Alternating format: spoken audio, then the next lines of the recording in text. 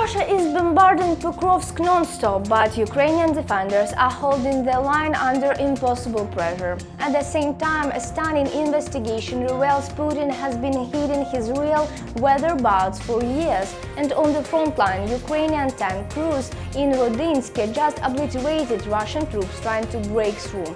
Welcome to Ukraine Today with me, Zaroslava Kolesnikova, and tonight we dive into the stories the Kremlin hoped you'd never hear. Stay tuned, the truth is coming, and it's hotter than the front line itself.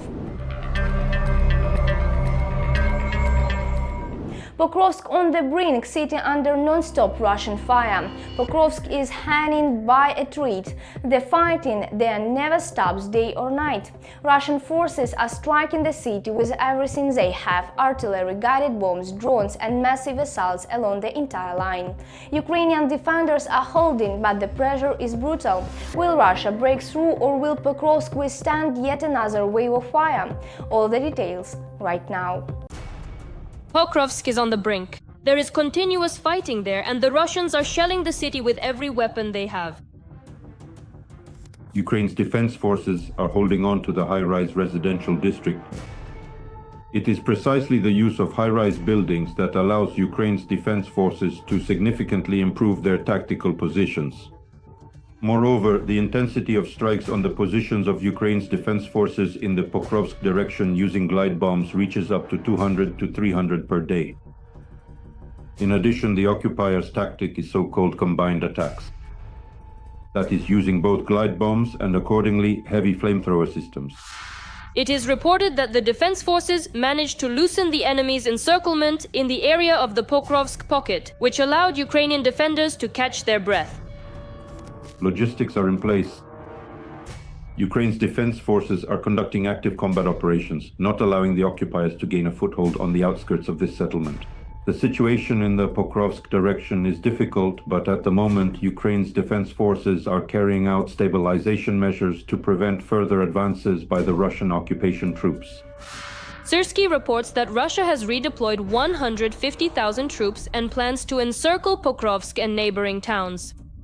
In parallel with Pokrovsk, the occupiers are sharply intensifying combat operations in the Lyman direction. There, the enemy grouping numbers about 90,000 personnel. So, as we can see, they are trying to attack in several directions at once with the aim of capturing territory in the Donetsk region, which is controlled by Ukraine's defense forces. But how many Russians will die for these towns doesn't really bother the bunker grandpa. But a Russian blogger still decided to speak out. And for the sake of two small towns, Russia has already killed its own soldiers. Russia has killed 80 to 100,000 people. Let me say it again. It wasn't Ukraine that killed them, it was Russia that killed them. well, of course, what's 100,000 people, right? Putin surely knows what he's doing. Or does he just not care? During World War II, when Germany was invading and occupying Norway, France and Poland, it suffered fewer military casualties than Russia has for these two tiny towns. The commander-in-chief of the armed forces reported that Russia is preparing a final maneuver aimed at capturing the entire Donetsk region. They plan, after possibly capturing Pokrovsk, to transfer all operational reserves. Let me emphasize again, that's about 170,000 troops, to seize the Sloviansk-Kramatorsk agglomeration. This is what the Russian military command is planning. In other words, the fighting in Pokrovsk is effectively nullifying the efforts of the Russian occupation army to take control at this moment of areas in the Donetsk region. Nevertheless, Z channels are publishing videos of Russian soldiers entering Pokrovsk. Strangely enough, after 4 years of war, in this case they are thanking the fog.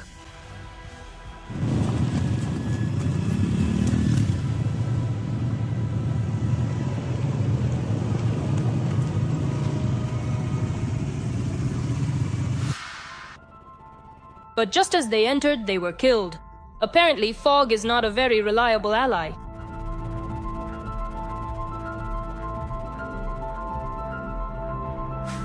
Ukrainian soldiers are not giving an inch to the Russians and are eliminating them one by one.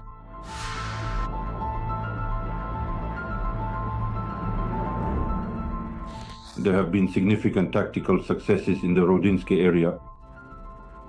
The settlement has been completely cleared, and considering its strategic importance, it's a key logistical route that passes through this settlement. It is now under the control of Ukraine's defense forces. Ukraine's defense forces are conducting successful counteroffensive operations in the area of the settlement of Shakov. Apparently, because of this, Russia has begun a mass recruitment of volunteers to guard important facilities from drones. But we know exactly where these volunteers will end up soon. In the decree signed by the Russian dictator on the recruitment of so-called reservists to guard strategic facilities on the territory of the Russian Federation, according to the Russian side itself, there are certain loopholes that allow the use of these individuals. The operational reserve, at the moment of replenishing personnel, is sent directly to the line of combat contact. In fact, a covert mobilization is underway on the territory of the Russian Federation. And as always, things are heating up in Russia itself. This time, friendly drones paid a visit to the oil refinery in Saratov.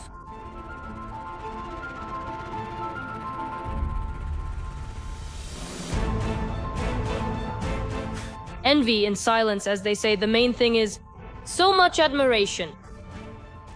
Envy in silence while I'm by the window. Oh, it exploded.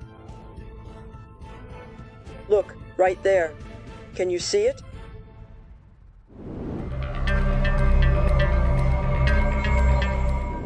Putin's secret offices expose a decade of lies uncovered. The truth is finally surfacing. For 10 years, Vladimir Putin has been hiding where he really is and for where he actually runs Russia. Secret bunkers, fake offices, stage backgrounds, duplicate rooms in different cities. The Kremlin has been creating an entire illusion to conceal Putin's real location. Why is the Russian dictator so afraid to show where he works? Everything you need to know coming up. The secrets of Putin's offices. It turns out that the Russian dictator has been hiding for years exactly where he is and from where he governs the country. For the past 10 years, we have constantly seen Putin in this very office. The bright, functional office, measuring 120 square meters, is located on the second floor of the new press center building in Novo-Ogaryovo. Outside the windows, there is 1.5 kilometers of forest. You can't just peek inside from the street. That's where Putin makes important calls, holds video conferences, and meets with people. And for almost the entire pandemic of 2020 and 2021, Putin, at least according to Kremlin reports, worked right there. Or did he? After studying dozens of hours of broadcasts from the program Moscow, Kremlin, Putin, archives from the Kremlin website, government procurement documents, building plans, routes of Putin and his entourage, as well as hotel bookings and business trips of state TV employees, journalists from the System project discovered that since 2015, exact replicas of the suburban office have been created for the dictator to conceal his actual location at any given moment. The Kremlin uses these replicas to create the illusion that Putin is working in the Moscow suburbs. In reality, a significant portion of the footage, supposedly from the Moscow region, was actually filmed in decoy offices far from Moscow. As of today, at least 3 absolutely identical offices are known to exist in different corners of Russia. In Novo-Ogaryovo near Moscow, at the Pokrovsk residence in Sochi, and in Valdai. Each of them replicates the original interior down to the smallest details, including the color of the walls, the arrangement of the furniture, and decorative elements, so that viewers cannot tell one room from another. The complex system of duplicate offices allowed the dictator to record addresses and hold meetings from different parts of the country, creating the illusion of stability and a constant presence in the same office. Despite the apparent identicalness of the rooms, journalists have uncovered small but telling differences: the height of the door handles, lines on the walls, and the arrangement of folders on the desk. It was precisely these details that became the key to exposing the carefully concealed deception. By drawing 2 lines, we can confidently determine which room Putin is using. Here is Novo-Ogaryovo, the official residence, and here's the duplicate office, which is a replica. And once again, to make it clear, here is the original location, and here is the copy, which has been made to look exactly the same as the original. Since February 2023, Putin has practically stopped using the Sochi office after he began to fear attacks from Ukrainian drones. The Pokrovsk Russian residence, once convenient and secure, turned out to be vulnerable, and the dictator began searching for more hidden and protected places to work. Even though several air defense zones have been set up there, it's still quite close to Ukraine, and the long-range capabilities of Ukrainian drone forces allow them to cause a lot of trouble there. That's why Valdai is farther away, it's better hidden, and the topography there is better. Well, it's in the forest, it's a residence in the woods, and in Sochi it's a residence in the mountains in a fairly open area. But it has a view, you know what I mean? So when you build yourself a residence with a view, so you can see both the mountains and the sea, it's not just that you can see the sea, but you can also be seen a little bit from the sea. That's why Sochi has dropped out of the list of favorite residences. Since the beginning of 2025, the same fate has befallen the suburban office in Novo Ogaryovo. Now, Putin's addresses and meetings are recorded in two different offices, one in the Kremlin and one at Lake Valdai in the Novgorod region. It was there that another office was set up. Journalists claim that it is the Valdai residence that has become the main home for Putin's secret family, unofficially formed with gymnast Alina Kabayeva. There, the dictator could hold meetings in seclusion and record addresses, passing them off as footage from the suburban residence. It also has its own distinctive features. The first is a switch. It is located exactly in the center of the panel, unlike in the original Novo Ogaryovo or the copy in Sochi. The second is the seam on the wall, the one behind Putin's head. It is much higher than the panel joint. This office has its own writing set, its own unique pattern on the desk. And in total, we found more than 150 photos of this office. Well, that's among those we were able to identify. Let's once again show how the three rooms differ from each other. In all three rooms, the seam on the wall behind Putin is at a different height. This is how the positions of the door handles differ.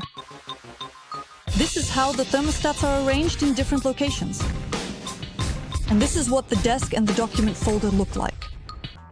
Analysis of video materials and movement routes showed that, despite the apparent work in Novo Ogaryovo, Putin could actually have been in any of the three mentioned offices. Journalists recorded how, in a single day, the president would appear in an office with one type of renovation, then a few hours later, in another, and then again in the previous one. Starting around 2018, there has been a process of complete merging between the personal comfort of the president's physical body, just as it is, and the needs of the state, right? That is, the king's body stops being just a human body and becomes a vast state hyper-object, which includes clinics, secret residences, a second family, by count, existing in parallel with the first, since after all, he did divorce his wife. And all of this no longer works in the sense of, let's at least pretend that the president follows the rules, performs the ceremonies, but rather, let's build everything in such a way that it's simply convenient for the president. And while the Kremlin creates the appearance of stability and power, in reality the Russian dictator is afraid. He fears Ukrainian attacks, he fears losing power, he fears any signs of instability.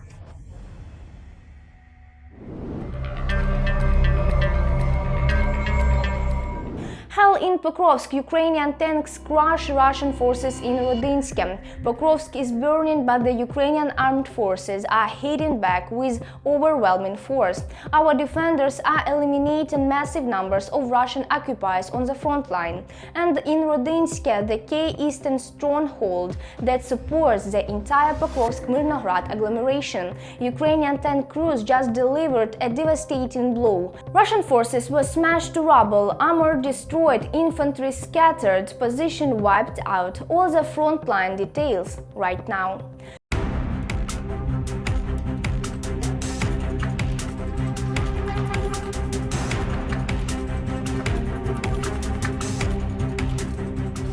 In Pokrovsk, the Ukrainian armed forces are eliminating a huge number of occupiers, and in Rodinske, a key settlement that supports the entire Pokrovsk-Mirnograd agglomeration from the east, Ukrainian tank crews have crushed the Russian invaders to rubble. Reports like these from Pokrovsk, the hottest spot in Donbass, are coming in almost daily. October has already become the bloodiest month of the entire war for the Russian group. However, it seems that November will break even this record. The colossal efforts of the defense forces have resulted in record Russian losses and, as a consequence, a new wave of mobilization, which for now remains covert. This term should be understood to mean several things. It refers to the recruitment of conscripts for contracts, as well as the enlistment of reservists to guard important facilities, which the Russians have announced in many regions. This is a sign that the current flow of contract soldiers in Russia has decreased. The recruitment of foreigners also does not compensate for the losses in battle. The Ukrainian Center for Countering Disinformation claims that Pokrovsk has become the site of incredible Russian losses. According to reports from Commander-in-Chief Alexander Syrsky, in the attempt to occupy this city, more than 30,000 occupiers have already lost their lives, and their number is growing every day. The fact that Pokrovsk has turned into yet another meat grinder for the Russian occupiers is undeniable. And in general, no one is hiding the fact that the concept, not the strategy of Ukraine's defense forces, is to maximize. Our objective is to wear down the enemy's offensive potential as much as possible, to inflict the maximum possible damage so that they lack the strength, resources, and morale to continue and expand their offensive operations, ensuring that these infiltrations do not turn into breakthroughs of our defensive lines. By maintaining this approach, we can effectively prevent the enemy from gaining any significant advantage or momentum. As always, the Kremlin decided to solve the issue through deception. Officially, they are not announcing a mobilization, but in reality, they are rounding up literally everyone the security forces and the military can get their hands on. What characterizes this draft? Brutal raids that ignore all deferments, all supporting documents, basically anything at all. And these brutal raids are happening not only in Moscow, but now also in the regions. There are already reports of raids in Kazan and Khabarovsk. This is alarming, this is bad, because it's one thing to have raids in Moscow and Makhachkala, but it's another thing entirely when raids are happening in major cities with millions of residents. This means that now they will simply cover the entire territory as best they can, with police officers who will be rounding up all men of conscription age wherever they are. At the same time, the previous rule that conscripts do not fight at the front has been left behind. It's a thing of the past. Now, the year-round draft that has been announced provides the army with a constant influx of people. First and foremost, for recruitment purposes. And by the way, this recruitment is violent everywhere. This means signing contracts under pressure. Let's call it emotional pressure. When conscripts are called up, they end up in the barracks right away. And there's a lot of hazing still exists in the Russian army to this day. Here, we've already forgotten what that's like. So you can put pressure on this new recruit and force him to sign a contract that way. And then he is no longer a conscript, but a contract soldier.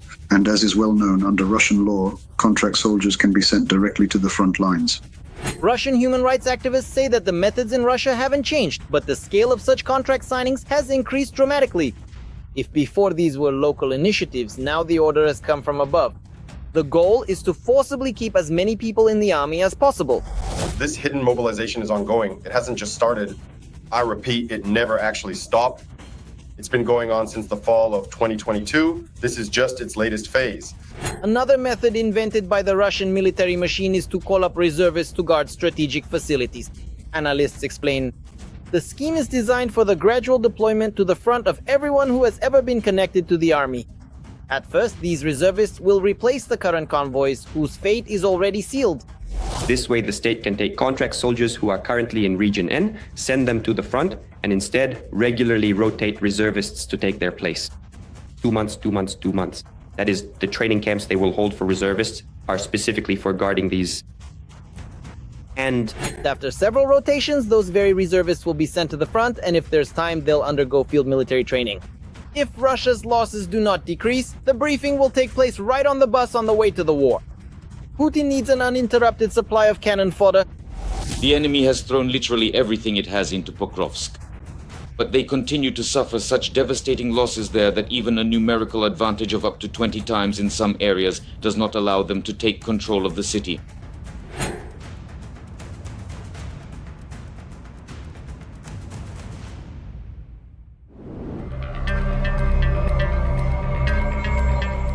That's all for today on Ukraine Today. If you want the truth to say louder than Kremlin propaganda, like, comment and subscribe. Your support keeps us on the information front line. Stay strong, stay informed and stay with Ukraine.